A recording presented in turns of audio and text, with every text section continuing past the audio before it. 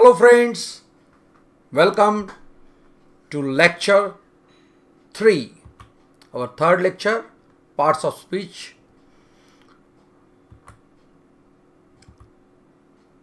Adverb. Now, fifth type of parts of speech is adverb. Adverb क्या है? चलिए देखते हैं.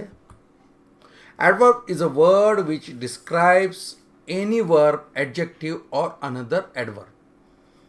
देखिए एडवर्ब किसके बारे में है, ज़्यादा इन्फॉर्मेशन देगा, वर्ब के बारे में देगा या एडजेक्टिव के बारे में देगा या एडवर्ब के बारे में देगा. ठीक है. जैसे डार्क किंग मैंने बोला था आपको, लेकिन वेरी डार्क किंग, तो डार्क कैसा है? वेरी है.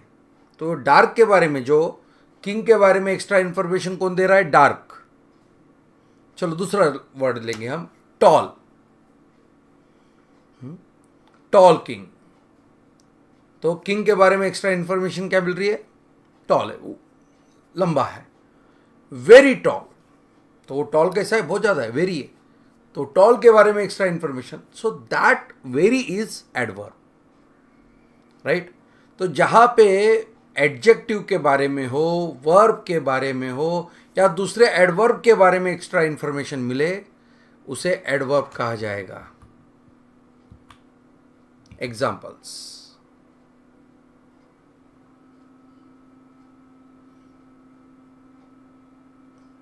John walk quickly. अभी ये जॉन चल रहा था, कैसे? क्विकली चल रहा था. तो वो चलने की जो क्रिया है उसके बारे में एक्स्ट्रा इंफॉर्मेशन इसमें मिल रही है. John walk quickly towards the door. दरवाजे की ओर बहुत जल्दी जल्दी वो जा रहा था. तो जाने की जो क्रिया है उसके बारे में एक्स्ट्रा इंफॉर्मेशन क्या है? धीरे जा रहा था कि जल्दी जल्दी? जल्दी जल्दी, क्विकली, राइट. सैली सैट साइलेंटली. कैसे बैठी थी? साइलेंटली. सैट वर्ब है. अभी इसमें भी मैं आपको फिर से बता दूं, इसको बहुत ज़्यादा ऐसा कोई वर्कशीट जैसा मत करना. ये एक सिंपल सा इंफॉर्मेशन है कि हाँ भाई ऐसा एडवर्ब होता है.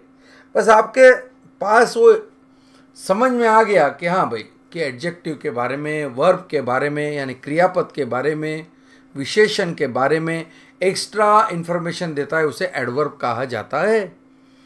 तो इतनी बात हम समझ में लेंगे तो काफ़ी है. The redwood tree was impressively tall, right.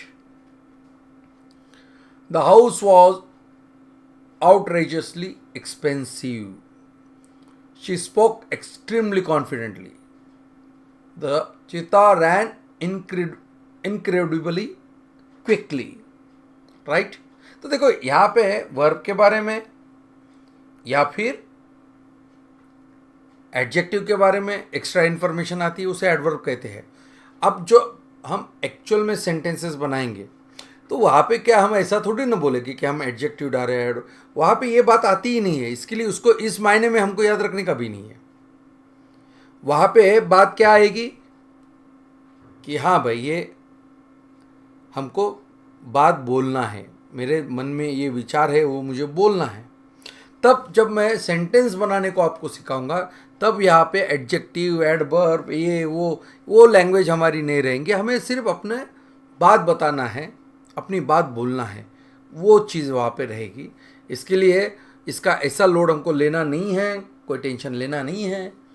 ये एडवर्ब है, ठीक है, कि चलो भाई ये एक्स्ट्रा इन्फॉर्मेशन देने वाला वर्ड है, बस बात खत्म. चलिए, interjection. Interjections are used to express the feelings. हमारी जो भाव है उसको एक्सप्रेस करने के लिए इंटरजेक्शन का इस्तेमाल होता है. चलिए, to express pain, oh oh, तो ये सब इस प्रकार के, या, gosh, goodness, oh well, oh no, cheers, congratulations, yuck, shit. तो ये सब प्रकार के वर्ड्स है. देखिए पेन के लिए कौन से होते हैं, डिस्प्लेजर के लिए कौन से होते हैं, सरप्राइज के लिए इंग्लिश में ऐसा अलग अलग चीज़ के लिए, प्लेजर, ये खुशी के लिए ऐसा बोलेंगे. सरप्राइज हो गए, गॉश, ओ गॉडनेस, तो ऐसा होता है. हम बोलते हैं ना, ओ माय गुडनेस, है ना. तो इस प्रकार के सब वर्ड है। डर के लिए अलग है, बराबर। तो ये सारे वर्ड्स ऐसे होते हैं, बस इतना हम समझेंगे और उसको इंटरजेक्शंस बोलते हैं। तो ये थोड़ा सा आइडिया आ गया तो उतना काफ़ी है, right.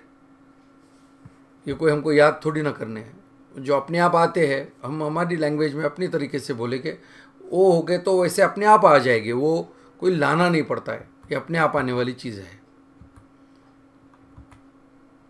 Hurray, we won the game, alas, failed the exam, wow what a beautiful car, oh I forget to bring my purse. तो ये सब अलग अलग एग्जाम्पल्स है, आप पॉज करके भी पढ़ सकते हो और उस सेंटेंस से आपको उसका मतलब ouch, इट हर्ट्स। तो ouch का मतलब है कि अरे लग गया। तो हमारे पास हिंदी में अलग होता है, इंग्लिश में अलग होता है, वो तो अपने आप आने वाले एक्सप्रेशंस है। तो इसे कोई याद करना नहीं पड़ेगा, अपने आप आपका माहौल वैसा होगा तो अपने आप वैसे वर्ड्स आएंगे, जैसा अपना माहौल है वैसा आएंगे। Okay. Conjunctions Conjunctions are used to join words and sentences. And, as, because, but, for, just as, or, neither, nor, not only, so, whether, yet. देखिए ये सब एग्जाम्पल्स में डाल के दिखा है। दो सेंटेंस या क्लॉज यानी छोटे छोटे सेंटेंस जोड़ने के लिए इस प्रकार के वर्ड्स का इस्तेमाल होता है। एंड, और, but, unless, who, where, while, because. अब इसको भी हमें कोई ऐसा कि हाँ भाई कंजक्शंस हमको डालना है, इस तरीके से तो हमको कोई इसको याद करना नहीं है। और जब एक्चुअल में हम सेंटेंस बनाने जा रहे हैं, अभी कल से ही हमारा वो लेक्चर शुरू हो जाएगा, तब ये अपने आप आ जाएंगे और उसका इस्तेमाल आपको समझ में आ जाएगा। तो उसकी हमें चिंता करने की ज़रूरत नहीं है, जहाँ ज़रूरी है वहाँ हम डालेंगे। शुरू में तो हम सिंपल सेंटेंसेस ही देखेंगे, फिर आगे आगे हम ज़्यादा कॉम्प्लिकेटेड सेंटेंस देखेंगे। ये प्रीपोजिशंस ये हर जगह हमको लगने वाले हैं। A preposition is a word or phrase that connects a noun or pronoun to a verb or adjective in a sentence. देखिए ये कनेक्ट करने वाले हैं, नाउन और प्रोनाउन को कनेक्ट करने वाले, वर्ब और एडजेक्टिव को करने वाले, राइट। ये सारे प्रीपोजिशंस है। तो देखते हैं examples. About, after, at, around, before, behind, below, beside, between, by, down, during. ये सब पॉज करके आप पढ़ लेना, बहुत सिंपल है। ये हम हर रोज़ के इसमें इस्तेमाल भी करते हैं, लेकिन ये किसको जोड़ने के लिए, वर्ब को एडजेक्टिव से, है ना। तो ये बात हमको समझ लेना है। देखिए, he was standing at the door. अभी ये स्टैंडिंग को द डोर से जोड़ते समय एट की जरूरत थी, वो हमने डाला। They were playing in the street, जैसे हम हिंदी में बोलते हैं ना, मैं आपसे बात कर रहा हूँ, राइट। अभी फिलहाल मैं जब ट्रेनिंग दे रहा हूँ तो आपसे बात कर रहा हूँ। अब वो से नहीं रहेगा ना तो सेंटेंस का मतलब बनेगा नहीं, तो वो बहुत इंपॉर्टेंट है। से वही वो जो से है, से ही प्रीपोजिशंस बोलते हैं। हाँ, मैं आप बात कर रहा हूँ, मैं आप बात कर रहा हूँ, इससे मतलब बना, सेंटेंस का मतलब बना नहीं, आपसे। तो वो से जो डालना है वो प्रीपोजिशन है। He was standing the door, standing the door क्या होता है, स्टैंडिंग एट द डोर, यानी डोर के पास खड़ा हो, तो वो एट वहाँ पे बहुत ज़रूरी है, right. They were playing the street, तो क्या रास्ते के साथ खेल रहे थे, रास्ता खेल रहे थे, नहीं। They were playing in the street, रास्ते के अंदर या रास्ते पे वो खेल रहे थे। समझे, बहुत सिंपल है। तो ये बहुत ज़रूरी है। वो इन जो है ना, वो रास्ते पे, अब वो पे नहीं होगा तो वो रास्ते खेल रहे थे, वो रास्ते खेल रहे थे का क्या मतलब होता है, वो रास्ते पे खेल रहे थे, तो वो इन बहुत ज़रूरी है। There is book on the table, there is book the table. अभी टेबल के ऊपर किताब है, टेबल किताब है, अरे क्या टेबल किताब है के ऊपर, वो जो के ऊपर है ना वो प्रीपोजिशन है on. There is book on the table, तो ऑन जो है के ऊपर, वो प्रीपोजिशन बहुत इंपॉर्टेंट होता है। वो नहीं रहेगा तो मतलब अलग ही हो जाएगा, है ना। टेबल के ऊपर किताब है, टेबल किताब है, अभी टेबल किताब थोड़ी ना है, राइट। मेरे ख्याल से आप अच्छे से समझ रहे हो कि प्रीपोजिशन का इंपॉर्टेंस क्या है। जैसे हिंदी में पूरा मतलब बदल जाएगा अगर हम प्रीपोजिशंस ऊपर से, राइट, पे, ये सारे जो प्रीपोजिशंस हैं हिंदी के, वो हम इस्तेमाल नहीं करेंगे तो वहाँ गड़बड़ हो जाएगी। वैसे इंग्लिश में भी गड़बड़ हो जाएंगी, मतलब दूसरा ही हो जाएगा। This shop closes at 10 PM। ये दुकान 10 बजे बंद होती है, राइट।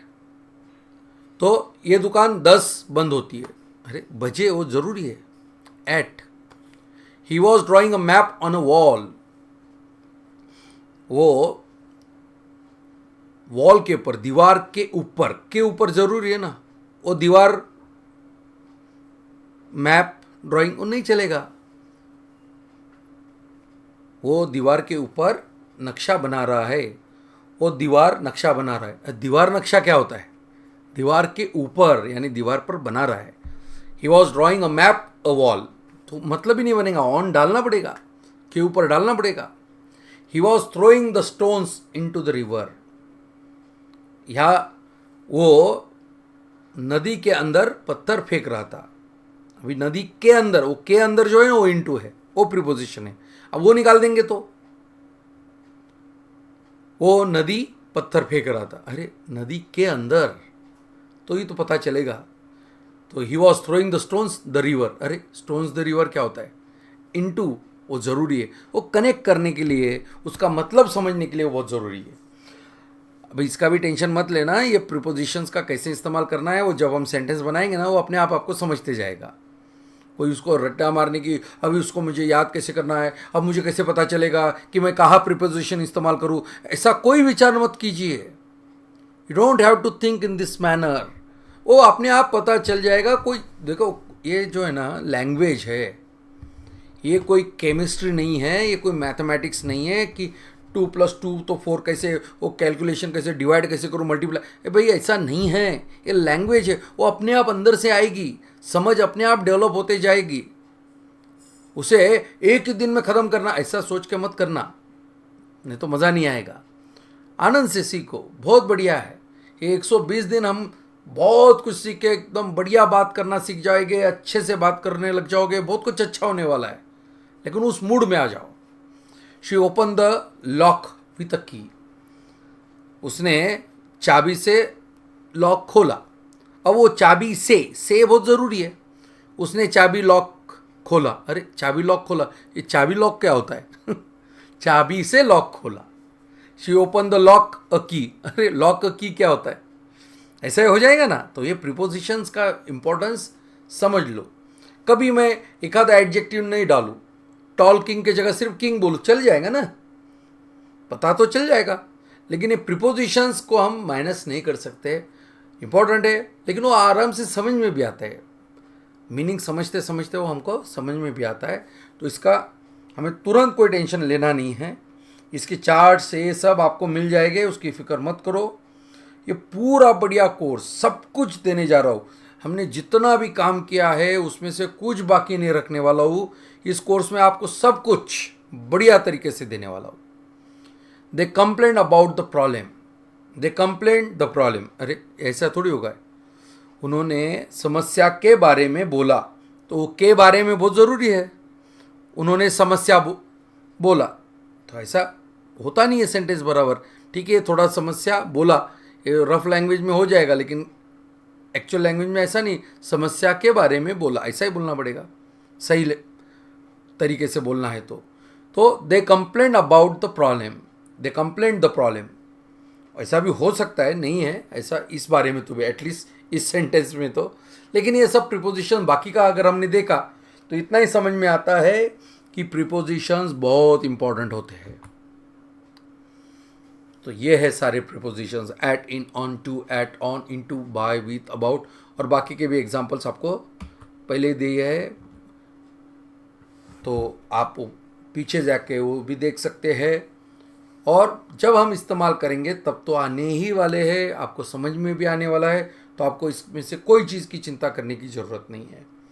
तो आज के लिए इतना काफ़ी है। Thank you, see you in next lecture. Thank you.